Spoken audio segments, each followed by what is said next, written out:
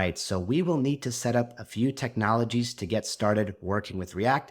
And of course, the first one is a web browser. So throughout the course, I'll be using the Chrome web browser developed by Google. You are more than welcome to choose another web browser of your choice, like Firefox or Safari or Opera, but I'm going to be navigating us through Chrome. So if you want the exact same experience, you can download this browser.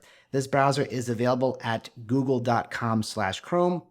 On the homepage, you'll see a download button, and it will automatically download the right installer for your operating system, whether that be Windows, Mac OS, or Linux. And from that point on, you can follow the installation prompts to install the browser onto your computer. Now, if you are already a Chrome user, one thing I recommend doing is making sure that you are working with the latest version of this browser. The way you can automatically update your browser is by going to the top of the browser to the navigation menu. So here on a Mac computer, you'll see this menu pop up. And here I'm going to go to Chrome and About Google Chrome.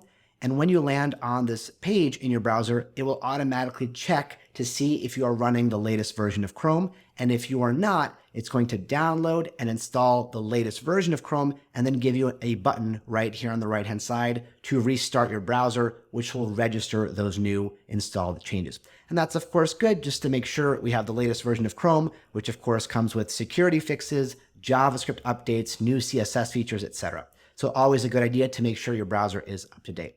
All right, so once you have Chrome installed, you can continue on to the next lesson, and I will see you there.